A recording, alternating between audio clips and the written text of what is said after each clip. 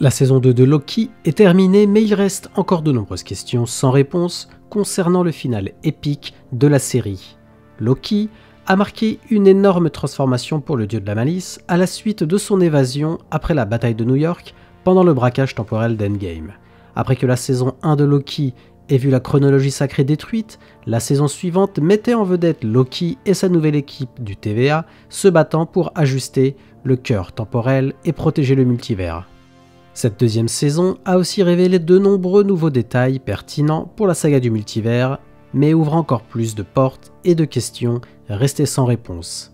Salut à tous et bienvenue sur House of Marvel pour une nouvelle vidéo. Aujourd'hui on va parler de toutes les questions sans réponse qui demeurent après le génial final de la saison 2 de Loki. Mais avant de commencer, merci de liker la vidéo si elle vous plaît et de rejoindre notre communauté. Préparez le café, installez-vous bien confortablement, je suis Julien et vous êtes sur House of Marvel.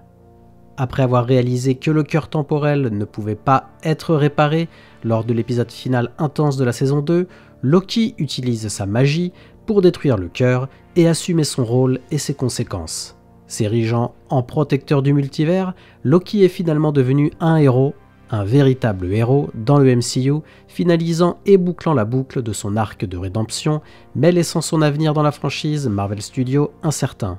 L'avenir de Loki n'est cependant pas la seule incertitude après la conclusion de la série, car il existe plusieurs problèmes majeurs que Marvel Studios n'a toujours pas résolus, même des semaines après le final de la saison 2. Première question, qui dirige le TVA ?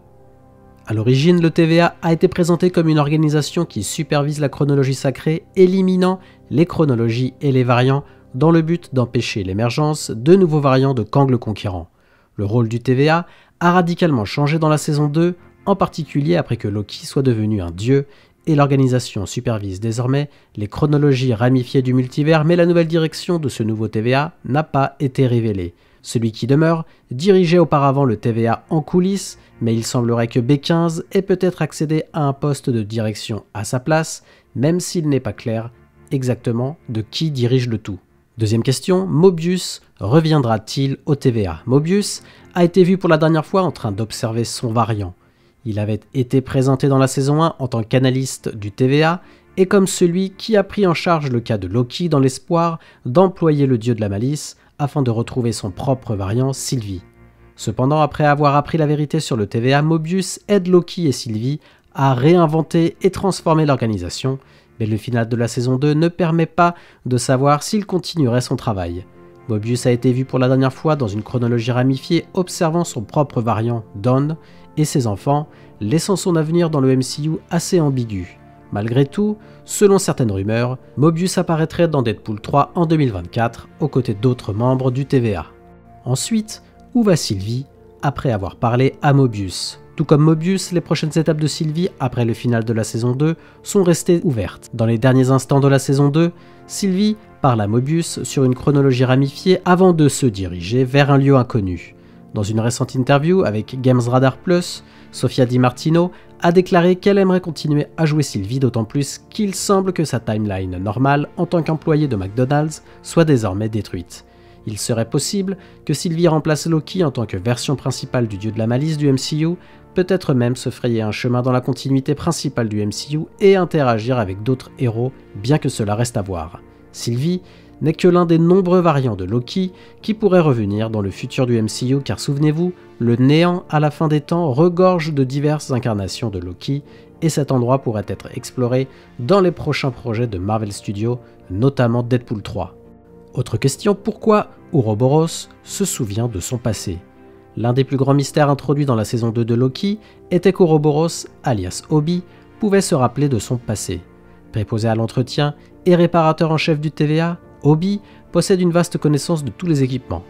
Alors que l'histoire d'Obi en tant que AD Doug a été révélée, son histoire au sein du TVA n'a pas été explorée, en particulier la question de savoir comment il peut se souvenir du passé alors que la mémoire de tous les autres a été effacée. Il y a de nombreuses questions autour d'Obi et j'espère qu'il reviendra dans le futur du MCU pour clarifier certaines d'entre elles.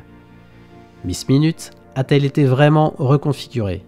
Miss Minute, la mascotte du TVA, a reçu un rôle plus important dans la saison 2 et a révélé qu'elle avait travaillé en étroite collaboration avec celui qui demeure avant sa mort, avant la guerre multiverselle, et ses tendances les plus méchantes sont apparues de manière assez terrifiante.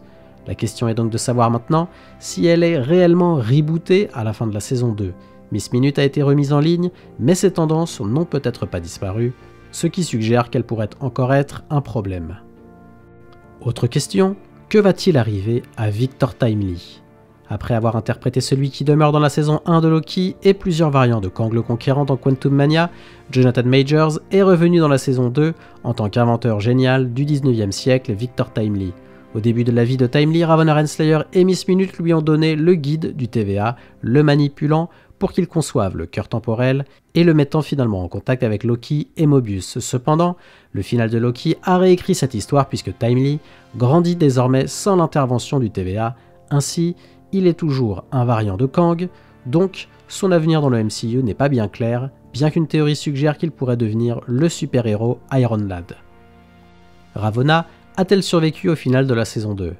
Renslayer a découvert de grosses révélations, notamment le fait qu'elle avait eu une relation avec celui qui demeure et qu'elle avait aidé le variant de Kang à remporter la guerre multiverselle. Dans le but de prendre le contrôle du TVA, Renslayer a travaillé avec Miss Minute pour manipuler Victor Timely et a également tué des employés de haut rang du TVA dont le général Dox. Cependant, elle a été élaguée et envoyée dans le néant où elle tombe nez à nez avec Aliot. Bien que cela ait pu faire allusion à sa mort, son sort n'a pas été scellé clairement, il est donc possible que Renslayer revienne dans le futur du MCU. Prochaine question, et pas des moindres, Kang le Conquérant est-il toujours le plus grand méchant du MCU ? Pour rappel, Marvel Studios vient de licencier Jonathan Majors suite à sa condamnation.